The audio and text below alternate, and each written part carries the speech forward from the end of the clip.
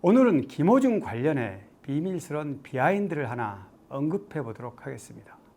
너무 짠하고 마음이 아파서 눈물이 핑 돌았다고 했습니다.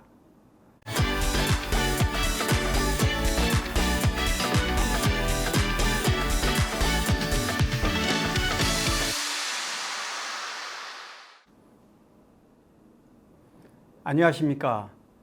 연예가 이슈와 화제, 궁금한 비하인드를 풀어보는 강희롱의 클로즈업입니다. 이제 며칠 뒤면 주말 포함 닷새간의 긴 추석 연휴가 시작됩니다. 유난히 무더운 올여름은 추석 연휴까지도 기세가 꺾이지 않고 맹위를 떨친다고 하니 풍성하고 편안한 한가위를 보내라는 인사가 무색해지는 요즘입니다. 물가가 치솟고 자영업자들은 장사가 안 돼 아우성인데 정치인들은 국민들의 마음을 달래기는커녕 자기네 밥그릇 싸움에만 날새는 줄 모르고 있으니 한심하기 그지없습니다. 배려하고 양보하고 용서하는 마음은 눈꼽만치도 없는 불안당들이 따로 없다는 생각이 듭니다.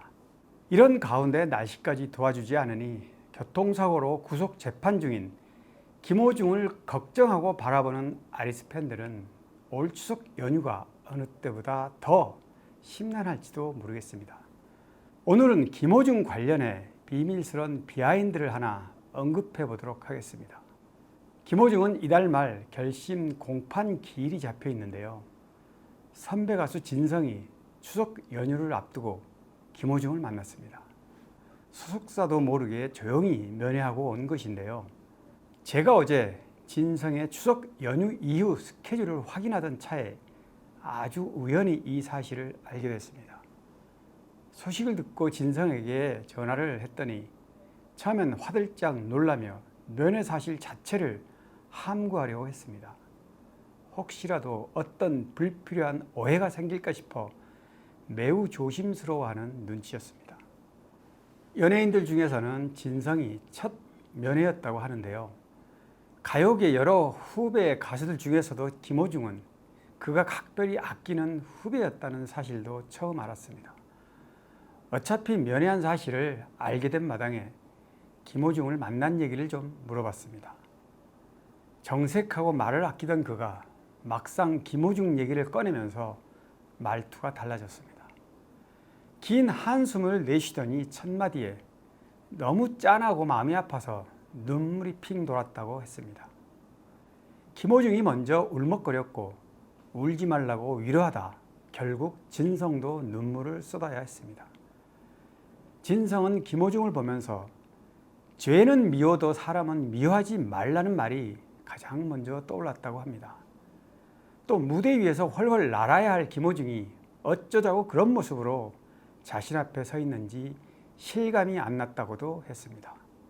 면회 시간은 길지 않았지만 짧은 시간 많은 것들을 서로 교감했다고 하는데요. 김호중에게 어떤 말을 해줬느냐고 했더니 이렇게 말했습니다. 자업자득이니 누구도 원망하지 마라. 가슴 아프게 반성하고 진정으로 뉘우치면 언젠가는 대중이 다시 알아줄 날이 있을 것이다. 당장의 활동은 아무런 의미가 없다. 사람은 누구나 한 번은 잘못을 할 수 있고 어려움을 겪을 수 있다. 힘들겠지만 초심으로 돌아가 이 기회에 큰 인생 공부의 계기로 삼기 바란다. 아시다시피 진성은 40년 무명 생활을 딛고 일어선 가수입니다. 그가 부르는 노래 중에는 유독 슬픔과 한을 되새김질하는 곡이 많습니다. 그 역시 어린 시절 누구보다 서럽고 안타까운 굴곡진 삶을 살았습니다. 진성에게는 어린 시절 부모에 대한 기억이 거의 없습니다. 불행하게도 양친 모두 3살 때 차례대로 집을 떠나 홀로 남겨졌기 때문이죠. 11살 때 어머니를 잠깐 만났지만 다시 결별했고 친척집을 전전하며 외로움과 원망, 우울함, 가슴속 증오만 남은 가슴 아픈 과거가 켜켜이 쌓였습니다. 일찌감치 어른들의 고뇌와 슬픔의 정서를 본능적으로 느끼며 살았고 외톨이의 유일한 친구는 노래였습니다. 이미자의 동백아가씨, 여자의 일생, 기러기 아빠 등을 따라 부르며 막연하게나마 가수 꿈을 키웠다고 합니다.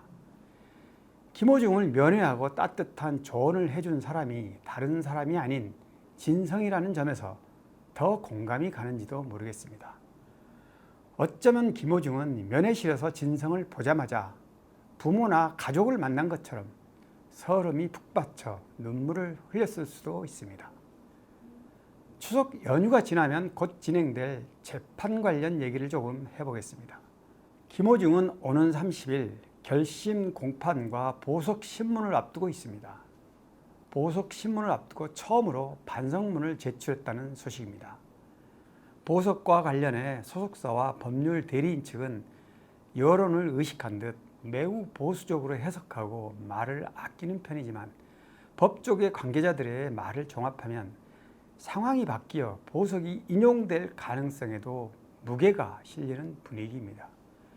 법률 전문가들은 김호중이 현재 공소사실을 모두 인정하고 반성하는 전략을 세운 만큼 법원은 도주 및 증거인멸 우려가 없다고 판단해 보석을 인용할 가능성이 높은 쪽으로 전망하고 있습니다.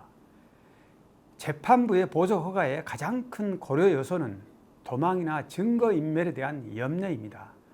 그런데 김호중은 범행을 인정하고 반성한다는 의미를 담은 반성문을 제출한 만큼 보석에도 상당한 영향을 미칠 것이란 얘기입니다. 형사소송법은 기본적으로 필요적 보석이 원칙입니다. 물론 예외 사유를 규정하고 있긴 합니다. 지나친 낙관적 판단은 경계할 필요가 있습니다만 김호중의 경우 이 예외 사유에 해당하지 않아 보석 가능성이 충분하다고 보는 법조인들도 있습니다. 김호중은 지난달 19일 열린 2차 공판에서 모든 혐의를 인정했습니다. 피해를 입은 택시기사는 합의를 마쳤고 자발적으로 선처를 호소하는 탄원서도 법원에 제출했습니다. 이달 말 보석신문과 함께 진행될 결심 공판에서는 재판부가 검찰의 구형과 피고인의 최후 변론을 들은 뒤 선고 기일을 지정합니다. 1심 선고는 통상 한 달가량 뒤에 진행되기 때문에 늦어도 10월 말 전후로는 김호중 사건의 법률적 판단이 나올 것으로 예상할 수 있습니다. 강일홍의 클로즈업 오늘 여기까지입니다. 고맙습니다.